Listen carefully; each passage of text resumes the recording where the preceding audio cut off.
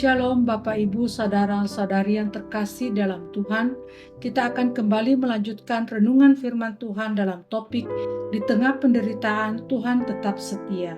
Bagian firman Tuhan yang akan membantu kita memahami lebih jauh tentang topik ini terambil dari Galatia pasal 6 ayat 9 terjemahan baru kedua yang berbunyi demikian.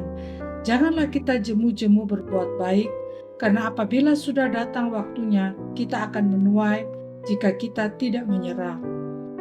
Bapak, Ibu, saudara-saudari yang terkasih di dalam Tuhan, banyak hal yang dapat mempengaruhi kesetiaan kita kepada Tuhan dan kebenarannya.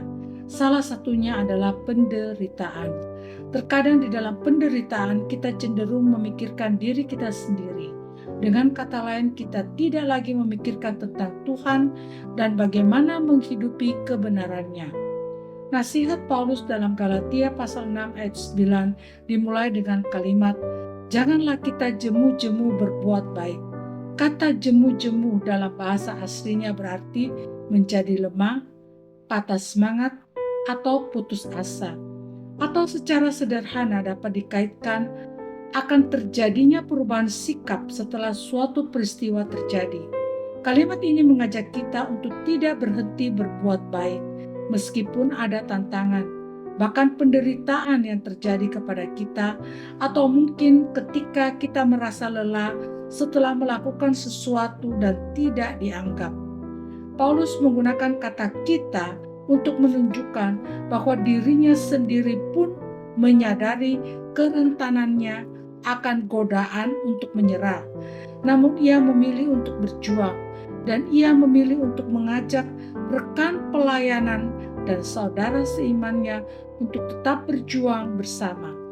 Karena apabila sudah datang waktunya, kita akan menuai. Kata waktunya menunjukkan pada waktu yang telah ditentukan oleh Allah, bukan waktu yang kita tentukan sendiri. Ketika waktunya tiba, kita akan menuai. Ini adalah sebuah metafora untuk hasil dari perbuatan baik yang dilakukan. Hasil yang tidak akan sia-sia, karena kita tetap bertahan untuk menjadi saksi Tuhan. Dan semua itu akan berbuah pada waktunya. Dan buahnya tidak akan mengecewakan jika kita tidak menyerah.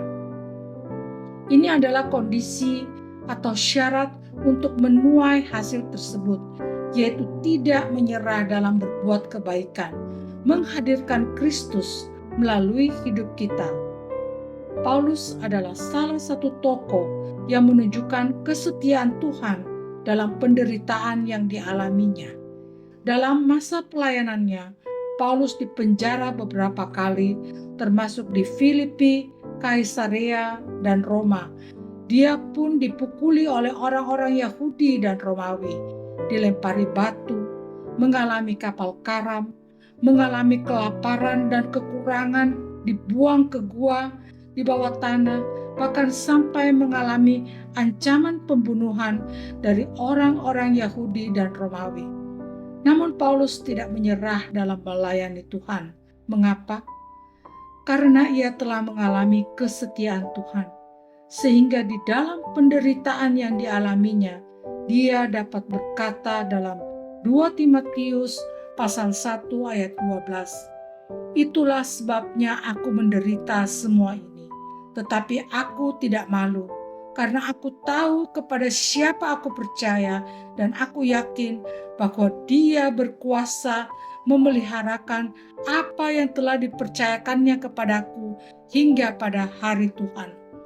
Paulus tidak malu mengalami penderitaan, sebab Paulus sungguh menyadari siapa Tuhan yang ia sembah.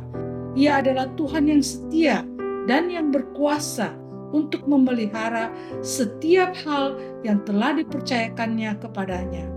Oleh sebab itu, baik dalam Galatia pasal 6 ayat 9 maupun 2 Timotius pasal 1 ayat 12, Paulus mengajak kita untuk tetap bersemangat dalam melakukan perbuatan baik, meskipun hasilnya tidak langsung terlihat.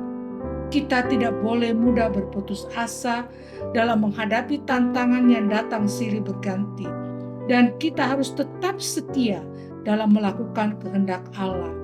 Kuncinya adalah tetap bersabar dan menaruh kepercayaan dan juga pengharapan kepada Tuhan, bahwa jika waktunya untuk menuai hasil, maka hasil yang dituai tidak akan mengecewakan, melainkan akan memuliakan Tuhan.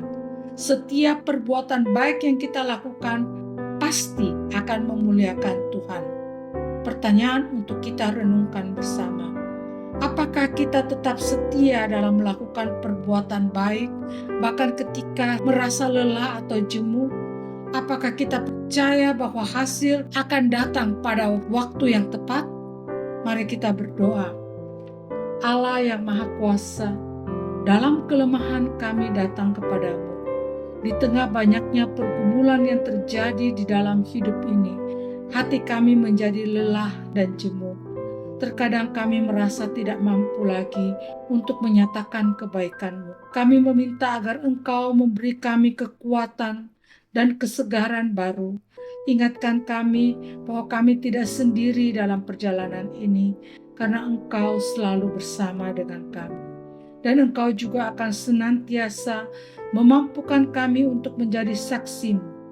Di dalam nama Tuhan kami Yesus Kristus, kami berdoa. Amin.